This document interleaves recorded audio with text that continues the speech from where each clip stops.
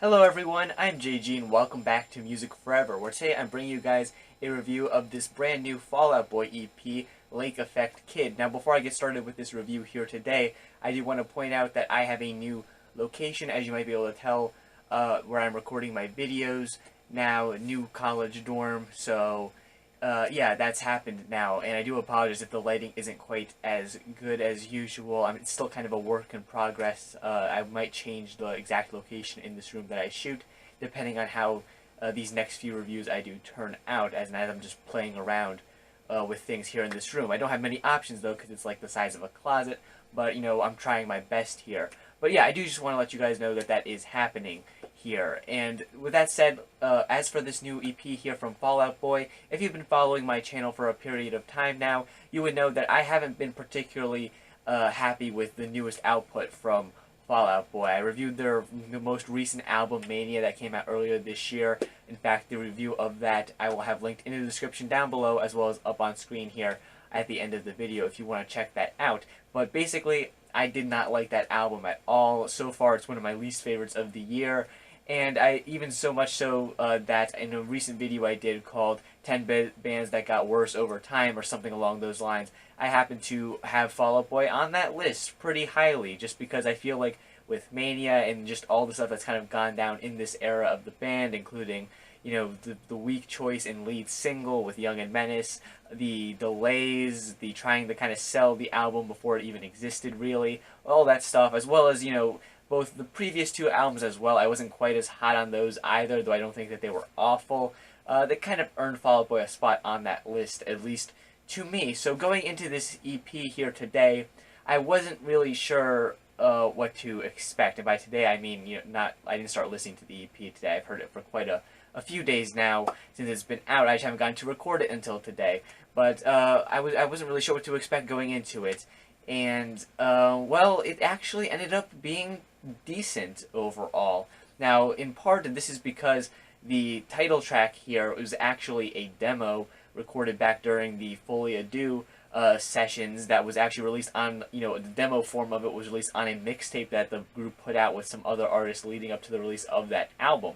Now, that's my favorite Fall Out Boy album, personally, so the fact that this is kind of like leftovers, if you will, from that time, though not really, kind of like a recreation of leftovers, I guess was going to go well here. And this title track that you get right at the start of this EP, I think is probably my favorite song on this EP, and I think it's pretty good overall. It kind of sounds like it's from the Fully Ado era with just the sound the track is going for, but it definitely feels a lot more modern, of course, because it's not actually from that time. It definitely feels a bit more updated and modern, if you will, but not like in the Mania type of way where it sounds very trendy and like, pop rocky, I guess you could say, like trap almost at times. This one sounds very much like what Fall Out Boy, I think, were doing at their best, pretty much. I think it's a very solid cut overall. I like the guitar riffs throughout this thing as well. So happy to hear those back, in the mix. You could hear the guitars here on this thing right from the get-go, which is something that's great. That's something that's kind of been lacking on some recent Fall Out Boy projects, and I really liked hearing that here as well.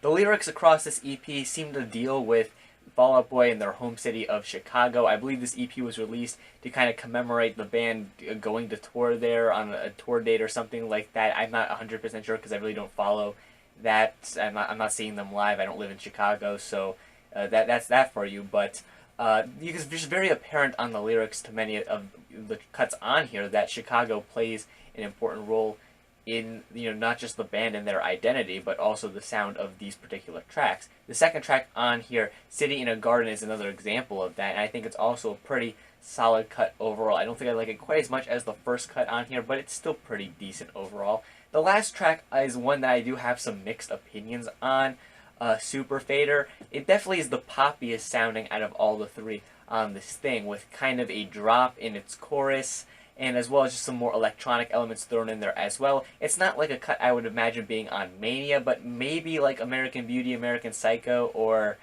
Save Rock and Roll, though not exactly those either. Like, it's kind of just as poppy, I would say, as those two albums are, but definitely it sounds a bit more, 2018, I guess you could say, in some regards. It's kind of interesting, but I do have some mixed opinions on the track. I'm not a really big fan of the more electronic elements in it, kind of like how I wasn't crazy about some of those things on the Fall Out Boy's last, 3 albums or so. But I do like the vocals on the track. I think those are fine. And overall, it's an okay song overall, I'd say. Overall, I think this EP is pretty decent. If you're a Fall Out Boy fan, I'm certain you're going to enjoy it, especially if you're a Fall Out Boy fan who hasn't been really satisfied with some of their most recent output like I am. I think you will enjoy this a bit more because it definitely sounds a bit more organic. It sounds a bit more kind of like how Fall Out Boy sounded right before the initial breakup of the group. And if you're a fan of that era of the band, you're going to like the cuts on here for the most part. Maybe not the last one as much because that one sounds a bit more modern. But if you've been on the Fall Out Boy train up to Mania or and beyond, really, you'll like this EP to some extent. The only thing I'm a little bit disappointed in is that this kind of that this seems kind of like a one-off thing. Like they're just doing this because they're returning to Chicago. It's also been, I believe, around 10 years since Folie à Deux has been released. I know that came out in 2008, but I don't know when in 2008. I'm not sure if that has anything to do with this. Maybe it does, but I'm just kind of disappointed that Fall Out Boy may not return to this more organic, guitar-driven sound again in the future, unless it's like for this one-off special thing or anything quite like that. They're going to tease the fans with this, and the next thing is going to sound different from it, and I probably won't like it as much, but I'll take what I can get here. I'd say these 3 cuts are easily better than anything that they dropped on Mania earlier this year, and it's worth your time if you're a fan of this group. If you're a fan of the genre they're in, you're gonna like this one to some extent. It's pretty decent overall, and I was pleasantly surprised.